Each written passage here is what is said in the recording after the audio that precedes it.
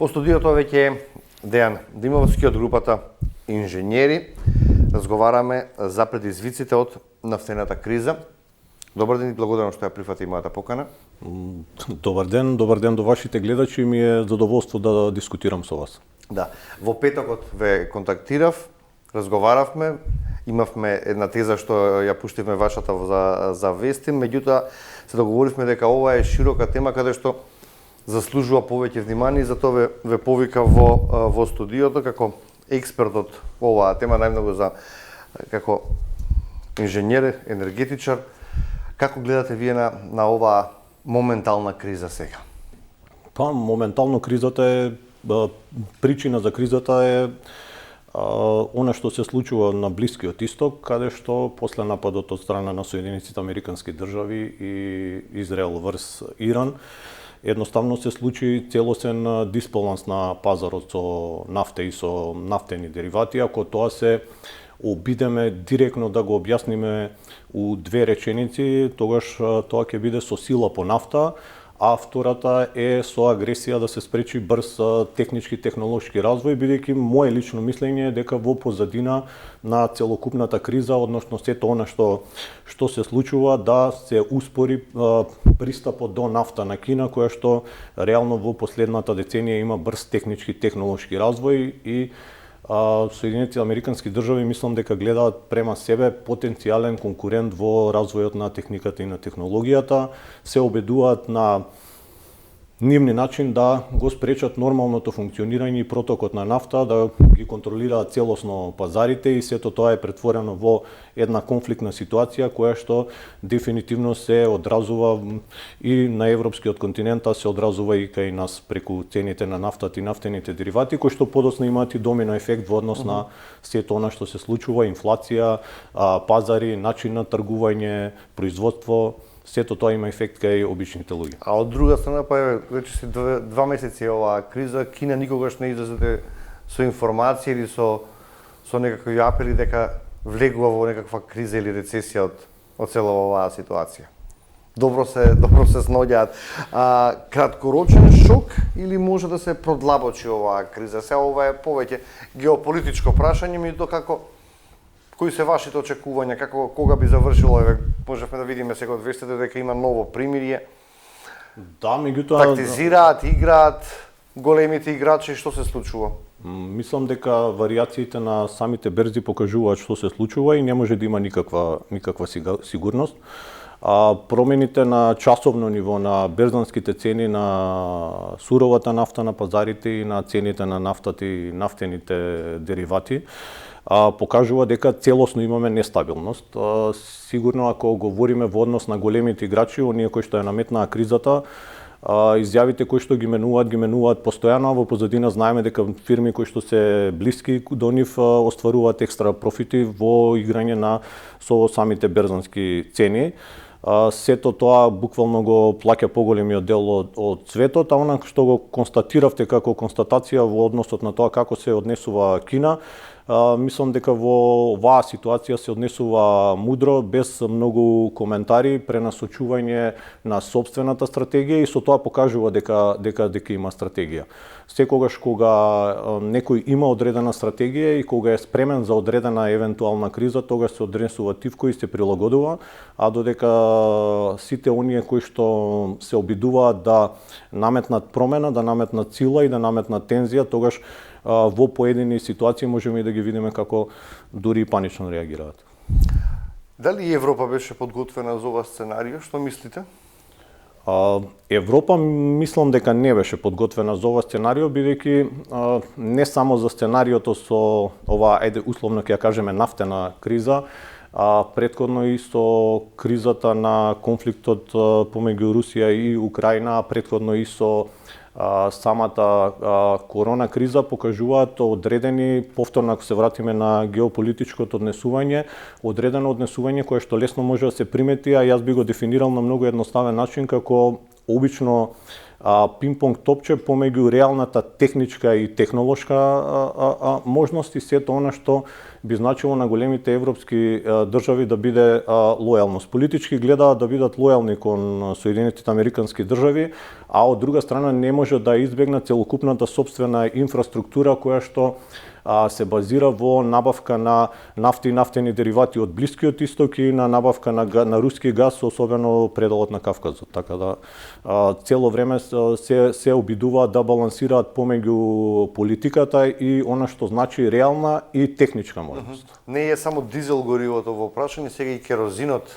Да. Има недостаток. Утрово прочитав на дел од порталите дека земјите од Европска унија ќе си разменуваат керозин бидејќи авиосообраќајот веќе е на стаклени нозе што би се рекло. Нема ли поголеми резерви, поголема подготвеност на Европа? Каде излезе работата од контрола? Европа целокупната собствена економија ја базира на брз превоз, на брз транспорт на стоки и на луѓе и генерално проблемот со дизелот и со керозинот апсолутно ќе се одрази во Европа, бидејќи точно таму каде што е конфликтот, иако анализите покажуваат дека тоа е извор на 20% од вкупната нафта и нафтени деривати, сепак тоа е 40% од вкупните количини на дизел кои што се потребни, кои што ги користи Европа, или 70% од начинот на кој што Европа се снабдува со самиот керозин. Тоа го алармираат трите најголеми рафинерии во Европа, од кои што две се во Холандија и една е во Италија, а прва држава која што изрази отворена загриженост е Австрија. Големите држави како Италија, Германија и Франција веќе меѓусебно се договараат надвор од сите европски протоколи дека регионално ќе функционираат за нивните големи аеродроми во снабдување со керозин, се со цел големите автокомпании да немаат пречка за да колку може да се продолжи целокупната ситуација без откажување на летови или пак приземјување на цели авиокомпании. Последните денови се веќе на тема керозин прилично загрижени сите европски држави, па дури и меѓународната агенција за енергија ослободи 400,000 барели нафта дополнително. Сите оние кои што имаат залихи над тоа ги сведе на 90-дневна залиха за да се пушти во промет таа нафта, се со цел да покри стабилизирање на цените. Едноставно сега веќе не е само приоритет стабилни цени колку може да се одржат на што е можно пониско ниво, туку сега е приоритет дали ќе има дизел и дали ќе има керозин. Австријскиот министер за енергетика соопшти или стравува дека веќе од мај ќе има недостаток на гориво во Австрија, ќе има недостаток на керозин. Цените на авиокартите веќе од 30 до 90 евра во правец поскапеа, а ако се вратиме на македонско тло, нашите власти велат дека нема место за паника, дека имаме најевтини горива, дека не ставиме рестрикции на пограничните места затоа што не е проблем што 200,000 литри гориво се точат од страна на странци, има за секој кого што треба. Како ги гледате домашните случувања сега од друга страна? Па, јас ќе ги опишам во неколку реченици. Ако минатата недела берзанската цена на дизелот се намали за 9,5%, одлуката на регулаторната комисија за енергетика е дека дизелот и бензините се намалат за 1,5 денари, после одлуката на владата дека само за дизелот ќе го врати ДДВ-то од 10 на 18%, јас тоа би го дефинирал како политика. Ако знаеме дека регулаторна... Беше избрзана одлуката? Или? Мислам да. Ако регулаторна комисија за енергетика 3 пати го менува тарифникот, само да подсетиме дека за одредување на цените на нафта и нафтени деривати се одредуваат цените на 2 недели, па потоа се одредува на дневно ниво во зависност од берзанските цени после корона кризата, а сега ги одредуваме секој понеделник. Тогаш тоа за мене е само логика на бизнис. А ако ние имавме рафинерија која што може да ги рафинира нафтените деривати, тоа е рафинеријата во Миладиновци која што продадовме за 32 милиона долари. Дополнително на тоа си накалемивме со нелогичен договор дополнителни 40 милиона долари пенали кои што ги вративме на Hellenic Petroleum преку арбитража.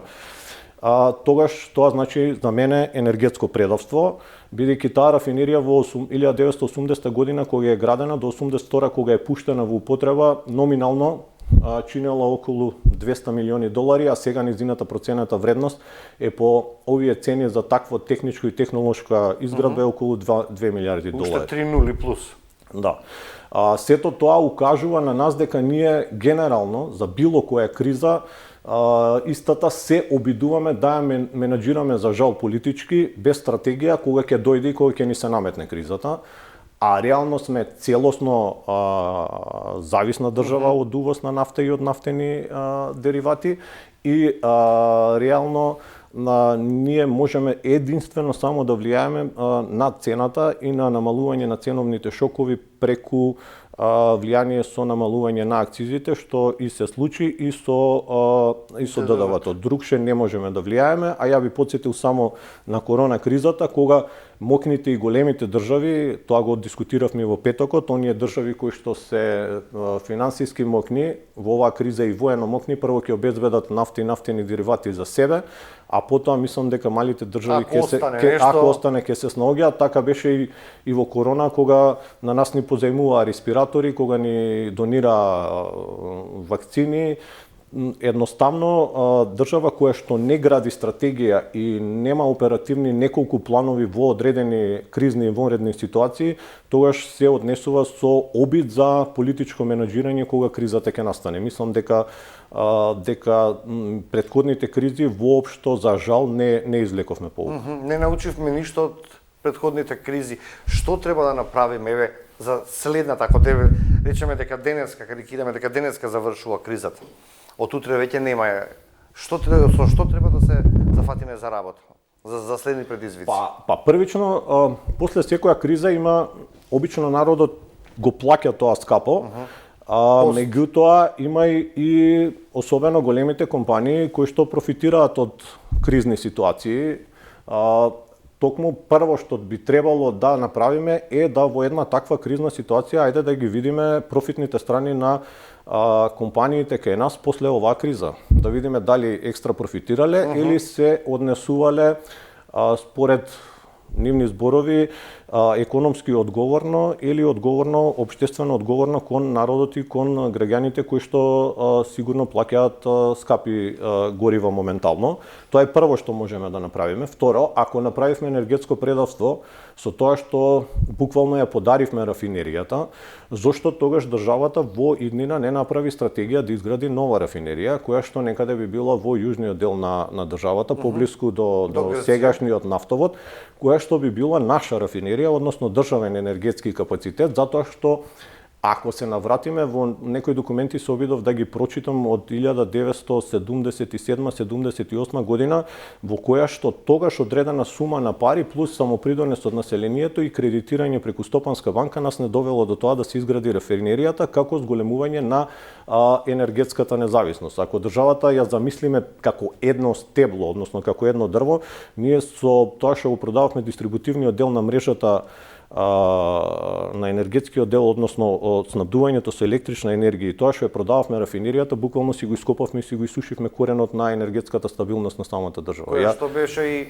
еден од столбовите на кога формиравме држава. Да, јас се обидувам стално да потенцирам дека во 91-а ние добивме држава само заради тоа што бевме енергетски стабилни во тој период. Тоа го кажувам. Ако сега Окта би чинела или рафинеријата во Миладиновци би чинела 2 милиарди, колку тогаш ќе чини утре ако почнеме да градиме рафинерија? Треба да градиме електрана кај Бошков мост. Да, меѓутоа треба да направиме Тоа се многу милиарди. Да, меѓутоа ние треба да направиме одредена анализа колку време помина од сега. Чеврени и Галиште. Па еве сега ако ја направиме анализата на тоа што пропуштивме, тогаш ќе не донесе до заклучок дека никогаш не е доцна да се занимаваме со таква работа, бидејќи ако Македонија е 35 години самостојна држава и ако требаше да одвои 1 милијарда за да изгради таков енергетски капацитет и да го градеше 30 години, тогаш тоа ќе беше по 30 милиони евра годишно, така? Што реално не е многу. Тоа е во однос на она што е пропуштено. Ако седнеме и ние разговараме дека сето тоа чини пари, дека сето тоа е скапо, тогаш се доведуваме во ситуацијата дека ние нема да се охрабриме да градиме како држава, нема да се охрабриме да имаме такви проекти. Тогаш зошто би дискутирале за секоја наредна криза што на нас би ни се случувало и како ние би се позиционирале, кога знаеме дека едноставно не сакаме да градиме или не можеме и цело време се вадиме на ситуацијата дека зошто да градиме кога тоа многу чини. Ние имавме и компании, стручни лица кои што можеа да градат. Ние имавме компании у стилот на Бетон, на Маврово, на Пелагонија, кои што пропадна, а можевме ние да ги храниме со проекти со кои што ќе беа и конкурентни, и на европскиот пазар, а ќе беа конкурентни кај нас каде што ние ќе можевме да градиме. Токму тие компании беа добри за градење на проекти во странство, кога требаше да се гради нешто во Македонија, ние земавме компании од надвор, нешто што реагира, зашто реагира и бизнис секторот. Може сега да очекуваме нов бран на инфлација по сето ова што го кажувавте? Мислам дека да, само заради тоа што кај нас буквално целокупната економија е претворена на трговија и на услужни дејности, а било која трговија и услужните дејности, еден од параметрите на формирање на самите цени е параметарот, односно транспортот. Кај нас најголемиот дел од транспортот се базира на дизел, имаше неколку дневен застој, ако споменете, со протестот на камионџиите заради европската регулатива, па голем дел од компании почнаа веќе да паничат. Да, и се уште не им е решен тој проблем. Да, зошто нема транспорт. Така да, ние мислам дека ќе влезе тоа во цените, инфлацијата сигурно дека ќе порасне, жалосно е што после секоја криза цените не се враќаат повторно на претходното ниво, односно остануваат на истото ниво каде што завршила кризата. За жал Македонија е мала држава, економски не е мокна, воено воопшто не е влијателна, политички исто. Останува само да анализираме и да следиме тоа што се случува на Блискиот Исток, новото позиционирање во новиот реален свет, а сето тоа као сиромашна држава мислам дека скапо ќе оплати. Потврда за ова даде и пресметката на ССМ, на синдикалната кошничка, за еден месец 1000 денари, само во април, поскапени во однос на претходниот период. Очекувате мерки владата да донесе некој во однос на цените? Па ако се заостри ситуацијата, ако порасне, односно берзанската цена на дизелот, тогаш логично е повторно да ја вратат цената на 10, односно да го вратат ДДВ-то на 10%, и Македонија во однос на цените може само да влие на акцизата и на данокот за додадена вредност. Иако треба да знаеме дека во целокупната пресметка акцизата е, кога ќе се направи целокупната пресметка, на акцизата и додаваме и ДДВ, односно тоа представува двојно оданочување. Премиерот вели дека не има можност за недостаток, резервите државни се полни, нафтоводот веќе вели дека е во функција, Солун Скопје. Какви се вашите очекувања? Некакви рестрикции, пар, не пар, да не ги спомнуваме тие кои што беа непопуларните мерки? Политичките изјави секогаш одат во насока дека на смирување тензиите, дека се оптимистички. Меѓутоа секогаш политиката за неколку дена може едноставно да направи политичко ретерирање со изјава дека да, се променија меѓународните токови, се променија ситуациите, се заостри ситуацијата помеѓу Израел, Соединетите американски држави и Иран. И тоа дополнително да влие. Мислам дека политичките кажувања секогаш оставаат простор за маневар, инаку сега во однос на поедини европски држави преземаат индивидуални мерки кои што се однесуваат на нафтата и нафтените деривати. Пример, Словенија ограничи да може да во автомобилот да ставите повеќе од 50 литра дизел или 200 литра дизел за товарно возило. Во Словачка имате веќе две тарифи, едната е за домашното население, друга е за странците. Говорам на иста бензинска пумпа, само да ги да не доаѓаат да полнат гориво.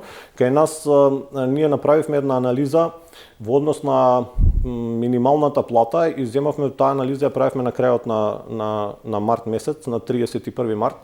Анализата се состоеше во тоа дека земавме само два параметри. Едниот е вредноста на минималната плата во 8 држави од регионот, значи Албанија, Македонија, Србија, Црна Гора, Косово, Хрватска и Бугарија.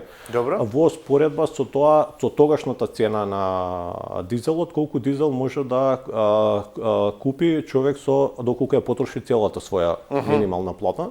Цели 26.000 денари. И тогаш Македонија се најде на 7 од 8 место во само таква анализа, кога се обидувате статистички да направите споредба на само на тие два параметри. Точно е дека горивото кај нас е најефтино, меѓутоа тоа не значи дека и нашата куповна моќ е најголема. Мислам дека само во споредба на тие два параметри сме само пред Албанија. Значи паѓа во вода она што секојдневно го кажуваат властите, дека не треба да има место за паника, имаме најефтино гориво, недостаток на гориво, вела дека нема да има. Ќе биде интересно доколку продолжи оваа криза. Стабилизација се очекува кога? Па јас очекувам стабилизација да се случи тогаш кога веќе ќе прифатат големите сили дека начинот на транспорт на нафта и дека нафтата е се уште основа на техничко-технолошкото и оперативното економско финансирање и да престанат со тоа што буквално се случува на Блискиот Исток. Топло-ладно преговорите, особено не даваат резултат дека брзо ќе дојде до такво решение.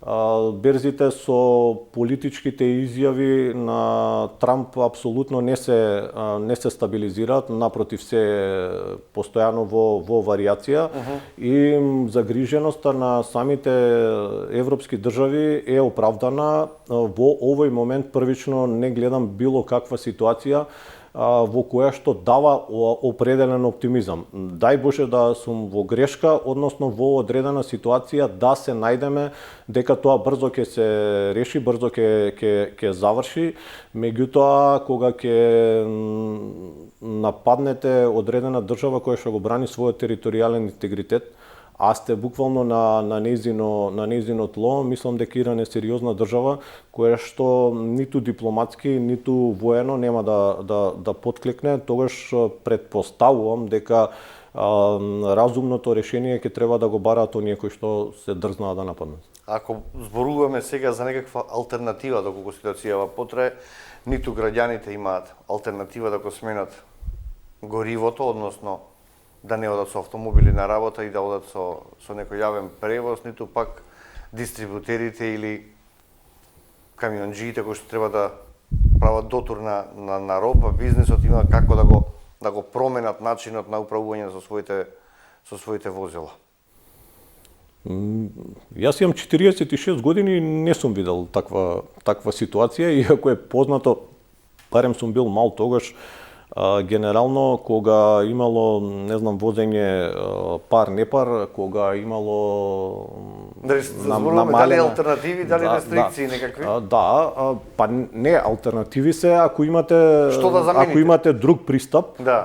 Ние реално немаме друг пристап. Македонија е целосно увозно зависна. Во нашата околина единствено наоѓалишта за нафта има во Романија, каде што они произведуваат некаде сурова нафта околу 70.000 барели дневно. Има во Албанија малку, околу 10.000 и тоа е претежно за извоз, исто околу 12.000 има во Србија и 10.000 во Хрватска и тоа е целата наша околина. Ние сме целосно зависни, само да потсетам дека 13 години рафинеријата, односно од кога е ОКТА, не работеше и целата беше само главен дистрибутивен трговски центар за нафтени деривати во Македонија. Ние една гранка е тој нафтовод и транспортот повторно е со добар дел на цистерни на рафинирано гориво. Сето тоа може да направи генерално технички гледано проблем. Се надевам дека 90-дневните залихи на државата се доволни. Вчера се обидов да пристапам до сајтот на Агенцијата за нафтени државни резерви. Мислам дека скратеното име е Макора, меѓутоа кога видов на сајтот поп-ап верзија во која што главното известување им е дека се преселиле во зградата во која што се наоѓа Министерството за енергетика и тој податок им стои од 12 месец 2024 година, сватив дека или има нов сајт или сајтот не го апдейтираат, тогаш можеме генерално да се базираме на податоците кои што беа дадени од страна на Министерството за енергетика и министерката Божиновска, дека во Македонија количината на дизел и деривати, останатите деривати од нафта е доволна за 90-дневна потрошувачка. Сето тоа после тоа, доколку настане било каков прекин, знаеме дека Ормудскиот канал е блокиран од двете страни, и од иранска и од Соединетите Американски држави, тогаш генерално можеме да очекуваме, се надеваме дека нема да се појави таков проблем. Доколку вие сте креатор на енергетската политика, што би направиле?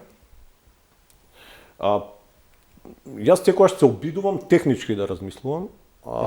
Првично, после одредено долго време на функционирање на одреден систем, тогаш треба да се направи анализа на тој систем, како функционирал и какви резултати донел во однос на јавниот интерес. Значи, јавниот интерес говорам во однос на енергетски компании, не зборам само за дизелот и за нафтата, на енергетски компании кои што се со државен презнак, говорам за ЕСМ, говорам за МЕПСО и јавниот интерес говорам во однос на интересот на народот.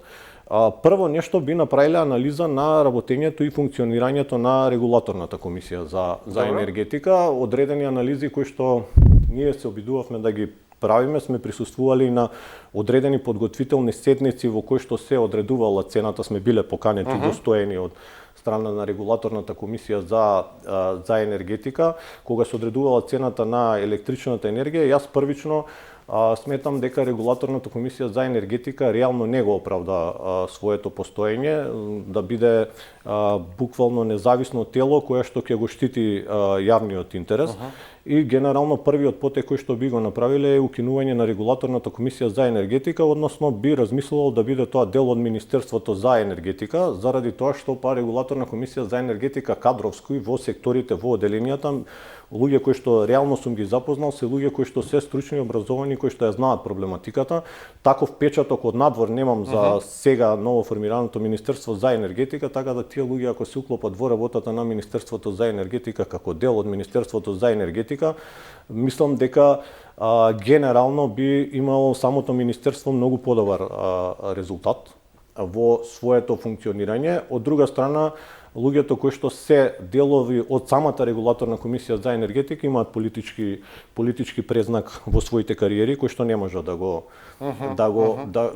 скријат, и тогаш на нас ни треба независно тело, а не политичко тело. Ако веќе одиме во насока на тоа дека резултатот покажува дека станува збор за политичко тело, тогаш нека биде дел од Министерството за енергетика и тогаш самата држава, самата влада ќе носи целата одговорност во однос на енергетските системи, во однос на енергетските политики, во однос на одредувањето на цената од сите области кои што ги покрива самата регулаторна комисија за енергетика и дефинитивно со Со тоа ќе знаеме дека она што го избрале луѓето на избори дава одреден резултат, односно фидбек према нив.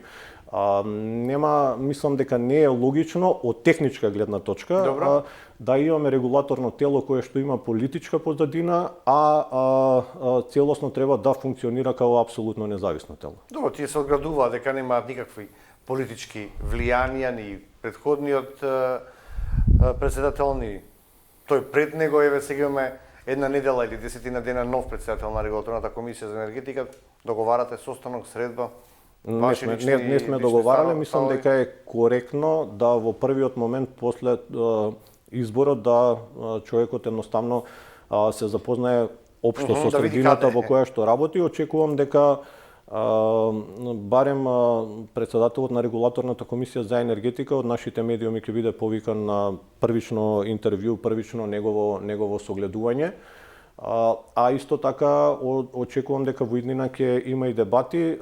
Лично ако го погледнете статусот на регулаторната комисија за енергетика, тоа е 7 члено тело, кое што е избрано во една постапка. Ставовите на регулаторната комисија според нивниот статут може да ги изнесува само председателот, што мислам дека е прилично проблематизирано од аспект на демократско размислување. Оваа криза дали може да ја забрза транзицијата за обновливи извори? Што мислите? Говориме за нафтената криза.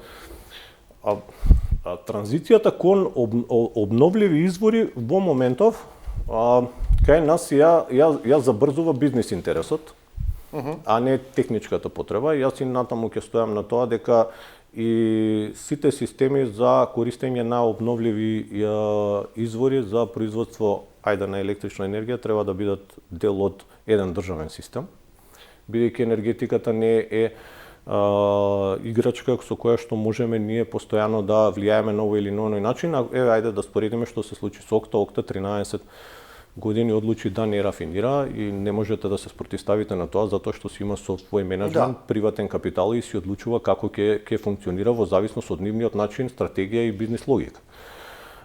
Токму во тој дел што се однесува до нафтата и нафтените деривати, возилата имаме електрични возила, меѓутоа ако го погледнеме нашиот град, колку имаме ние генерално инфраструктура за да можеме да ги полниме самите тие возила, на колку места има полночи, има пред неколку згради, има на неколку бензински пумпи, меѓутоа тоа не е доволно ако дојдеме во ситуација да тие возила бидат комерцијални. Во дел од разговорот спомнав дека целокупната оваа ситуација е ситуација со која што се обидува да го спречат патот на нафтата до земја која што има најбрз технички и технолошки развој, тоа е Кина. И они сега во моментов предначат и во такви системи за возила кои што се, односно електрични возила. Не дека другите не предначат, меѓутоа и тие возила сега веќе стануваат и конкурентни со цена, па штитењето на пазарот е со високи царини, високи даноци. И сето тоа дополнително влијае, меѓутоа ако се префрлиме целосно на електрични возила, тогаш треба да размислуваме имаме ли можност да направиме таква инфраструктура со која што ќе можеме комерцијално да функционираме. Брзиот технички технолошки развој ќе ја даде реално и таа можност, особено поради тоа што се зголемува бројноста на населението во светот. Меѓутоа, мислам дека кога ќе почнат тие возила да стануваат комерцијални, ќе се доведеме во системи кои што многу побрзо и полесно ќе ги полнат тие возила, односно ќе треба уште еден техничко-технолошки исчекор за да можеме ние комерцијално да функционираме и по цена мислам дека ќе бидат конкурентни, според одредени, јас што сум се интересирал, технички системи, мислам дека и за механичко одржување на самите возила ќе бидат поевтини. Димовски, ова е една одлична анализа што ја направи, доколку имаш уште некоја теза слободно, дека нашето време тука некаде завршува. Мене ми е задоволство секогаш кога дискутирам со вас, секогаш се обидувате да опфаќате теми кои што се актуелни. Ви благодарам на честа и на поканата што ми дадовте да бидам ваш соговорник. Ви држи зборот, затоа и ве повикав, експерт се на ова поле. Ви благодарам што прифативте уште еднаш мојата покана. Почитувани, овде ќе направиме Една кратка пауза, па потоа одиме со вториот дел од емисијата.